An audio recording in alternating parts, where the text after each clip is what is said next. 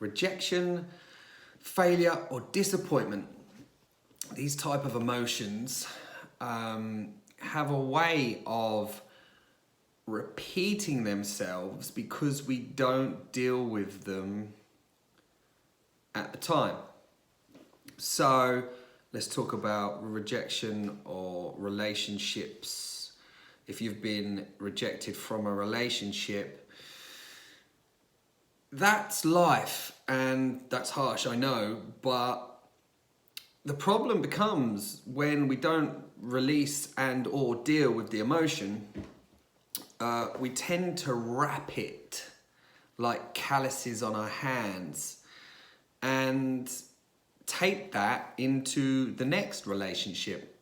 We project similar expectations onto the next person, and then we often find ourselves in a rejection loop. And every time this happens, we tend to be pushing ourselves down because sadly, and quite naturally to be fair, we often think that we are the problem. And I mean, I can see how you get to that perspective or perception, because if it keeps happening, right? But this is the problem. This is one of the reasons it keeps happening. Okay, you're in a loop. You get rejected, you push yourself down, you become insecure, you carry that into the next relationship, you act and become a certain way. Perhaps you're, hypersensitive, super insecure, and it can become self-fulfilling. Because if you are, a certain way, and you've got a set of expectations, not always conscious, but maybe subconsciously you're expecting that person to reject you because everybody else has, it's quite likely to happen. So I know that doesn't necessarily help you, but I do want to give you a few tips on that. And so one would be, try not to take it personally. And I know that's difficult because you were like, well, how is it not personal? They've rejected me. Well, because it's not that they've necessarily rejected you, it's that they want somebody else for some reason, but it's not so specific to you. And that hopefully helps on some levels. And it's so cliche, I know, but it usually is about them. I'm sure a lot of people start with it's not you, it's me. You know what, that stuff's true. It usually is them, it's not you.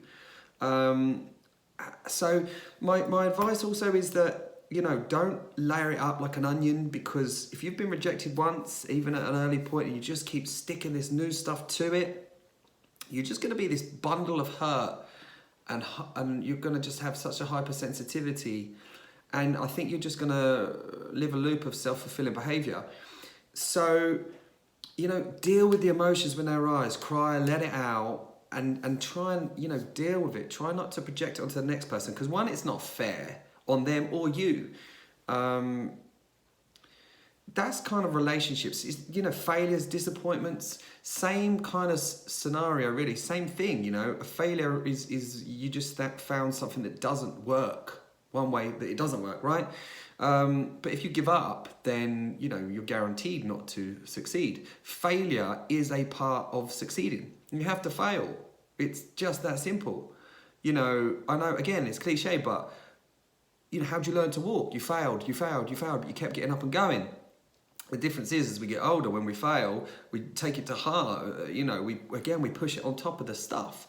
Oh, I'm useless on this, on that.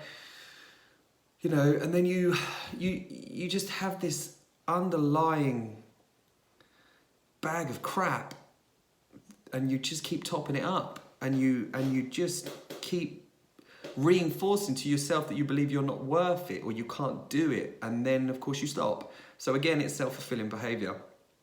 And it's the same with disappointment. If you're facing disappointment over something, my advice is deal with the emotion. Understand the emotion.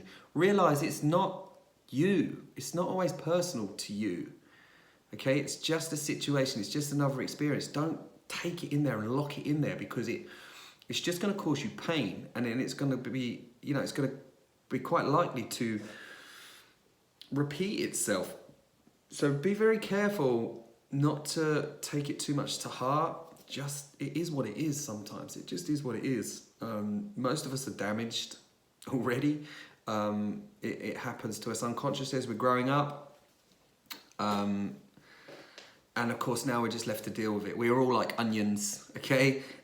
We have layered stuff upon stuff upon stuff, and now we find ourselves repeating behaviours and patterns, getting continually frustrated and fed up because we can't work ourselves out. Why do we keep doing this? Why does this keep happening? So we're all trying to untangle a big ball of, you know, like if you can imagine a big ball of cotton. We've all just got very tangled up through our lives because we've had lots of experiences. And of course, if no one explains our experiences, or if we don't take the time to understand our experiences, they just become hardwired and set in, and we're left to our own devices to assume that experience means this. And most of the time, we assume it must be me. I must be a bad person, or I must be crap, or I must be whatever. Not the case. And so basically, we need to untangle that ball. How about that for some product placement? So I'm going to try and keep it fairly short, otherwise you may get bored of these videos. But, you know, if you like, if that maybe makes some sense to you, if that maybe helps you, you could check this out. There's a lot more about this sort of stuff in this book, how to untangle your pickle. I've untangled a lot of my pickle, which is why I kind of understand about this stuff a little bit more. So, you know, I can't tell you all in a video because I'm not scripting these videos. I'm just trying to let it flow. But within this, I've taken the time, around a year actually, to quite concisely get down my points into chapters. So you can get a free chapter if you're interested. Go to my website, www.aaronclarkofficial.com, if you want to see and hear some more about this sort of stuff. Self-development, personal development, it's the way forward. Take care of yourself. Have a great day.